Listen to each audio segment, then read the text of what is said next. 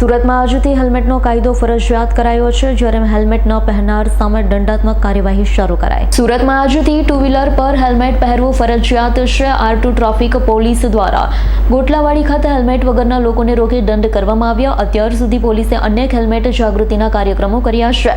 Helmet મામલે લોકોને સમજાવવાનો સમય પૂર્ણ થયો છે, જેને લઈ હેલ્મેટ મામલે પોલીસ હવે એક્શન મોડમાં આવી ગઈ છે।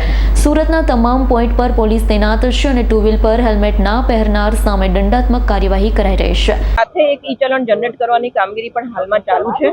અમે ડ્રોનના ઉપયોગની મદદથી એવા જંકશનો અને વિસ્તારો આઈડેન્ટિફાઈ કરી રહ્યા છે કે જ્યાં લોકો હેલ્મેટનું પ્રમાણ જે પહેરવાનું છે એ ઓછું છે અને ક્યાંક ને ક્યાંક લોકો જે છે ટાળી રહ્યા છે। તો એવા લોકોને ટાર્ગેટ કરી આવા જંકશન અને વિસ્તારો આઈડેન્ટિફાઈ કરીને પછી અમે એવા વિસ્તારો પર સ્પેશિયલ ફોકસ આપીને હેલ્મેટની કામગીરી કરાવીશું।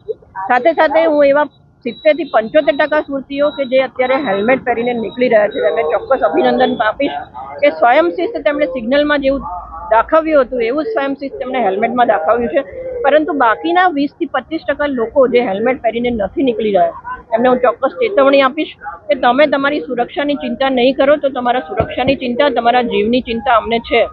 અને એટલે ચોક્કસપણે જે પણ સુરતના શહેરીજનો હેલ્મેટ પહેરીને નહીં નીકળે તેમને સ્થળ દંડની સાથે સાથે ઈ ચલણ CCTV કેમેરાના માધ્યમથી જનરેટ કરી એમના સુધી પહોંચાડવામાં આવશે। माननीय पुलिस कमिश्नर श्री अनुपमसिंह गहलोत साहेब, हमारा ट्राफिकना जॉइंट कमिश्नर श्री वत्स साहेब तथा वानाणी मैडमनी सीधी सूचना और मार्गदर्शन हेठळ आप जाणो छो कि अमे सूरत ट्राफिक तरफथी छेल्ला घणा दिवसथी ट्राफिक ड्राइव हेल्मेट बाबते चलाववामां आवी रही छे, जेमां अमे अलग अलग अवेरनेसना प्रोग्राम प्रथम तो कर्या हता અને ત્યારબાદ 15 ફેબ્રુઆરીથી અમારી કડક ઝુંબેશ હેલ્મેટ બાબતે ચલાવવામાં આવશે એવું અમે ડિક્લેરેશન પણ કર્યું હતું અને અલગ અલગ થીમ પર અમે લોકોને જાગૃત પણ કર્યા હતા।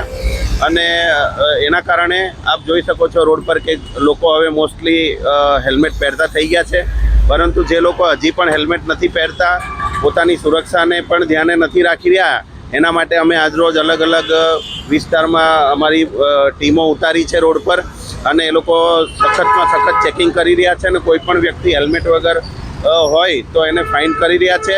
અને એક રસ્તા છોડીને અલગ અલગ બીજી ચોકડીઓ પર અમે એવી તૈનાત ટીમ કરી છે કે કોઈના કોઈ રસ્તા પર એ લોકો ઝડપાઈ જાય।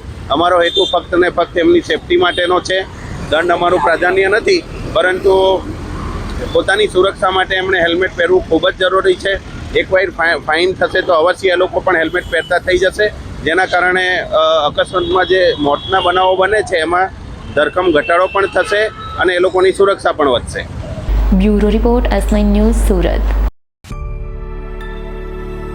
અમારી તમામ માહિતીથી અપડેટ રહેવા માટે જોડાયેલા રહો S9 ન્યૂઝ સાથે।